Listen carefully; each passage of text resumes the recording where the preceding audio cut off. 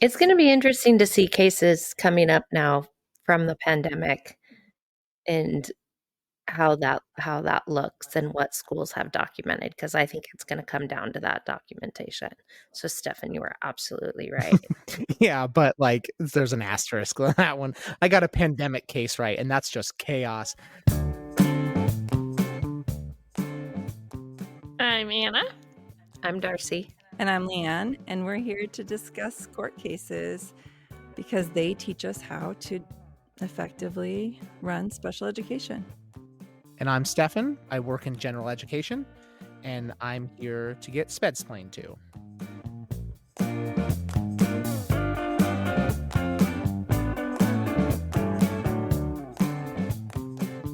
Okay, we have a second grader right at the start of the pandemic. Again, just a great time for everybody.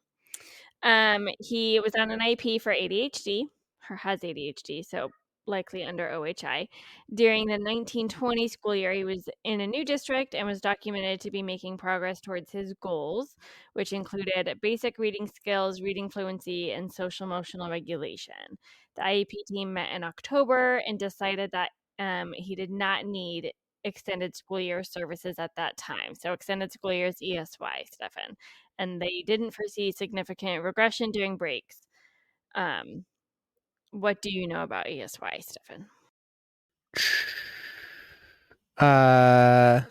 We do not grill you the way she does. Yeah, this is definitely It's marital privilege. For 5 years, and we were married the entire time. So what do you know about ESY? A lot, You so worked during much. the I paid summer. attention. Yeah, what do I know about ESY is that I ended for the summer and then you kept working. That makes Yeah, sense. that's not changed. I think it varies, right? I mean, colloquially nailed it. Referred to as summer school, right? Like extended school year. I get it. Different for special education. Then it's not your traditional or typical learner summer school. It's nothing. I don't know anything about ESY. No, There we go. You're on the right track. So Right, I am. assuming it is essentially a SDI version of summer school, saying that we are expecting you are going to regress if you don't get support in this long break. So we're going to extend your school year and continue your SDI services. Optional, right? It's an IEP team decision. Okay.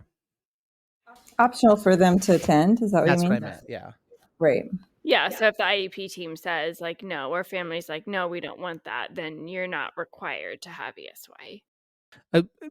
Versus what I'm thinking typically, like the stereotype of school year is because it's remedial, and if you don't go to summer school, you're getting held back, whatever. I get that's like a trope from the 50s or whatever, but it's not like you're required to go to summer school.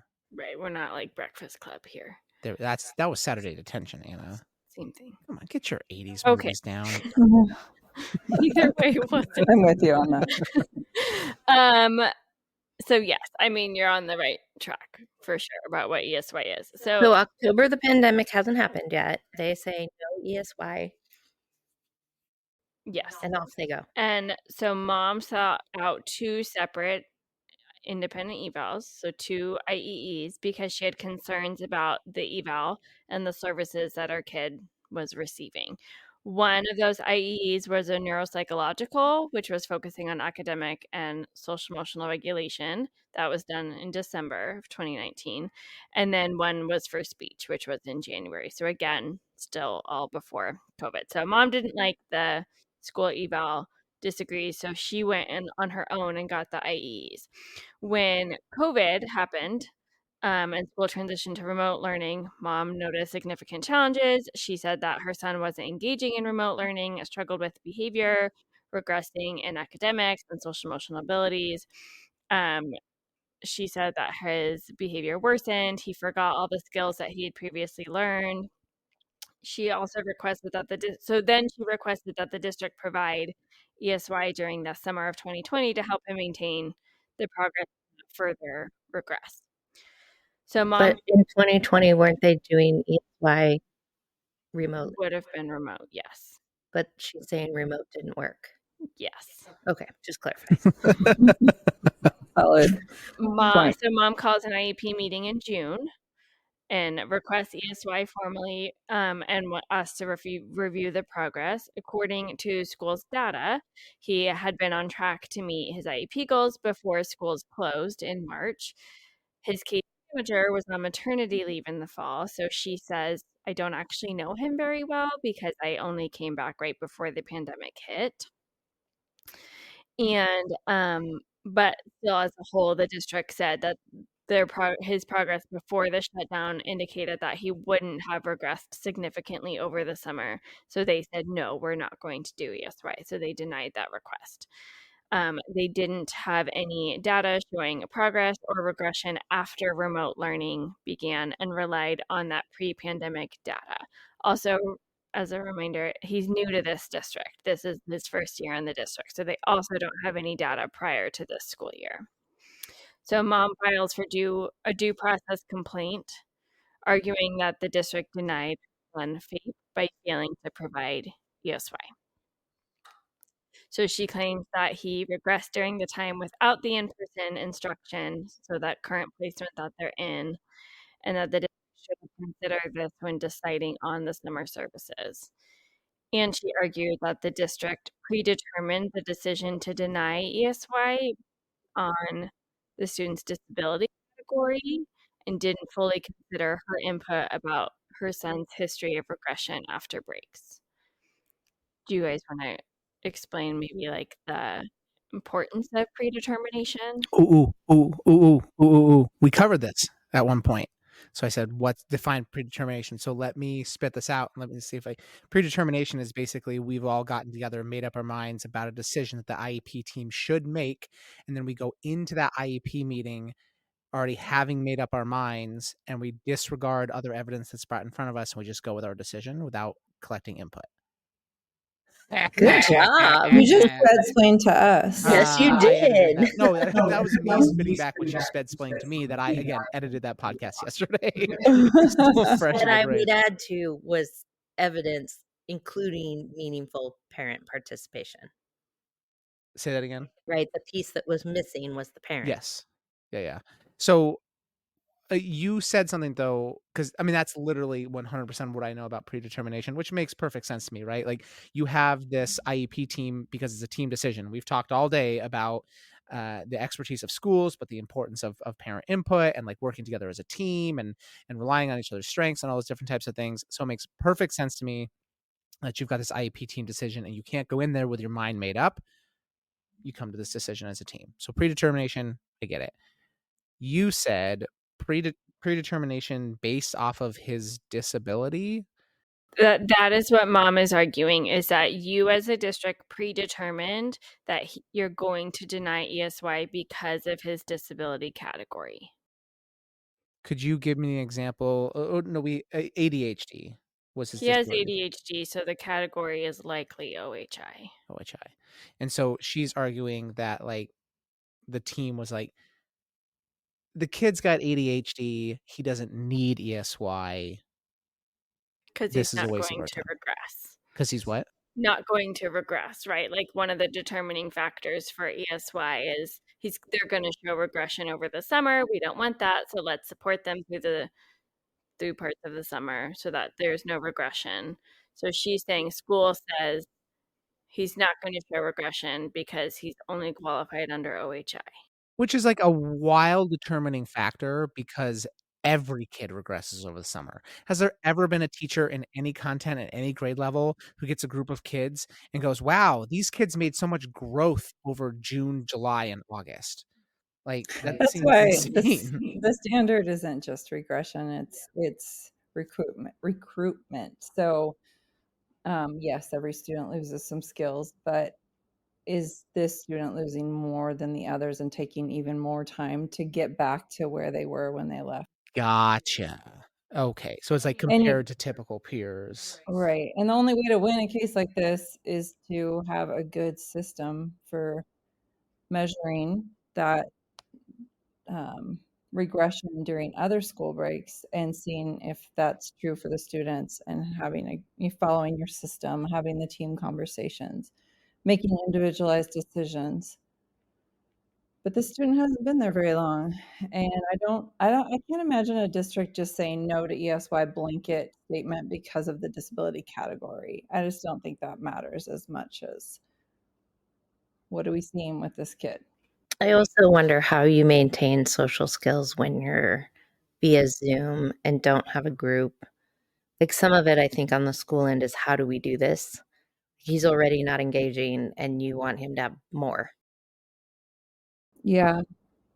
Yes, I mean, the pandemic is just such a hard time to Yeah, I almost feel like she asked, like the family's maybe asking the wrong question. right. Like rather than ESY, are they really saying he's not benefiting from what he's getting? I want comp ed when you go back to in person because that's what works for Ooh, him. Darcy, recovery services. Recovery services. Thank you. Different than comp ed. Because Sure. comp is what you miss. Recovery would be like you gave it to him, but it wasn't the right thing. Make it up. No. No. So compensatory ed is assigned by the court. Recovery was offered by districts if they went through and made a decision at an IEP team that the student didn't get what they needed to make progress on their IEP goal. So they did it on their own free will. It's like semantics more than anything Yes, else. but it was Okay. Yeah. specifically for COVID, Yeah. Oh, for school closure. So the was it state around before came that? Is it around now? No. Ah, Well, that's not true, what a weird but it time in our wasn't around lives. before that. Yeah. Okay. It was, we were required, every IEP team had to answer the question, does this student require recovery services due to the school closure that happened during the pandemic? So I Interesting. could see this student qualifying for So that. this seems like a slam dunk for that, right? Like here's this Right. kid who's was progressing in school, has this other health impairment. Interesting that mom went and sought out IEE. You said it was on speech and what else? Neuropsychological, which a neuropsychological exam which focused on academics and social emotional regulation. Okay. Which So essentially everything the child was qualified in, she said, I'm going to do my own IEEs for them. Yeah. So was the district keeping data? So, okay, so mom is arguing you predetermined and you didn't fully consider my input as a parent. District says the kid was progressing adequately before the pandemic. There's been no evidence of regression. Like, we don't have any evidence of regression over breaks or issues with recoupment after breaks. So they believe that their decision not to provide ESY was appropriate based on the data they had before March of 2020. Because remember, they don't have data in this current environment. Why not? That's a Because the great student moved there, right? no, No, during they the don't have data since March. They didn't take any data once they switched to remote learning. Oh, well, that's not okay. It's because everything was on fire, right? Like they were dealing with so many things that maybe slipped through the cracks. A lot of our districts on this side of the state anyway brought a lot of, students back in earlier if they had IEPs in person with a lot of precautions. That might have been a good option for that district to consider with this kid too for social. Well, you can't just even during the pandemic not do progress monitoring. And you still have to, yes, obviously. Right. Like, so Darn. to your point, Stefan, yes, it probably did slip through the cracks, but not an excuse to not implement the Right. IEP as designed. That's the why behind it. Like, why don't you have it? It doesn't make it okay. Right. Gotcha. So they also referenced the 2 IEEs that had been completed, neither of which addressed the potential for regression. So neither of those IEEs had said, we recommend ESY. Just wasn't talked about in either of them. Yeah, this is my face because I don't know that I would want to stand on no evidence. Well, it didn't say. You can't prove he's not gonna. Like, Yeah. So what do you think the ALJ said? I think it's tricky because it's during COVID. And So take COVID out of it. Well, I think the fact that they weren't tracking progress monitoring. To your point, that's not an excuse. I think a judge looks at that and says, I don't care that we're shutting down schools. Like this is still your basic responsibility, and you weren't doing it. So yes to ESY. So I'm not sure if it works like that because that feels like a hand slap, and I don't think that's necessarily like if they went off of like a hand slap technique where like, well, this wasn't good enough. I mean, one of the other ones that we talked about is like just because we're ruling in your favor doesn't mean that what you did was knocking it out of the park. Nope, I'll stick with that. I think they had the school provide ESY because they were in violation of some of this stuff. I think no, because I think it said that they had data that showed that the kid didn't regress or have difficulty with recruitment before the pandemic. So they may have had enough to say the student is not eligible for ESY. So I guess a question for that is really the only data they would have from that is from winter break, right? Like there's been no other significant break in the school year. Is one instance of okay, in this 2-week break, he didn't significantly regress. Is that enough?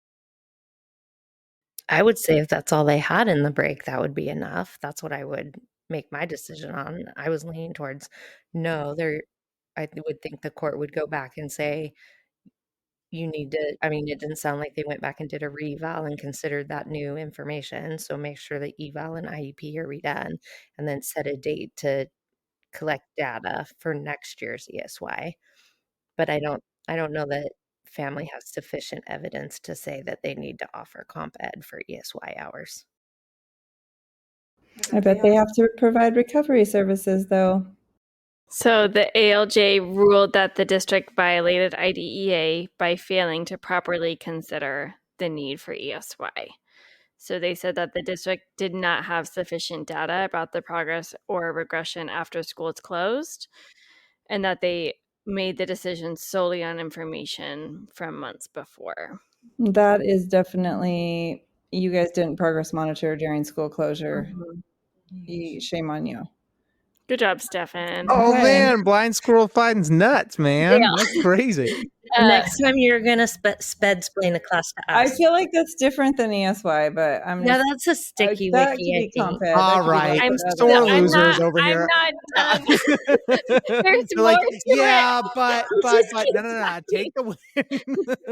So the ALJ also said they didn't give adequate consideration to the mother's input regarding her son's history of regression because she was saying it's not just right now, right? Like there's been other school years you guys haven't been a part of, and they were disregarding her input. Oh, so is that we But did don't they we don't have enough data, and the judge is saying, so you should have put a heavier emphasis on what the mom was saying, and you didn't. but they should have had the past IEPs. Did they have ESY a years prior? I'm assuming they did. Just based on that statement that the student had qualified in the past, but we don't know, I guess. So the ALJ said that the district's decision to deny ESY amounted to a denial of FAPE. So they ordered compensatory services, but the details of that were not disclosed. And mom had also requested, we want ESY in the future. Mhm. And they denied that because they said it should That be an makes sense. IEP team Yeah. decision each year based on the student's needs at that time. Mom had also requested reimbursement for private services, but they denied that, saying that there was insufficient evidence that any costs were incurred because of the lack of ESY.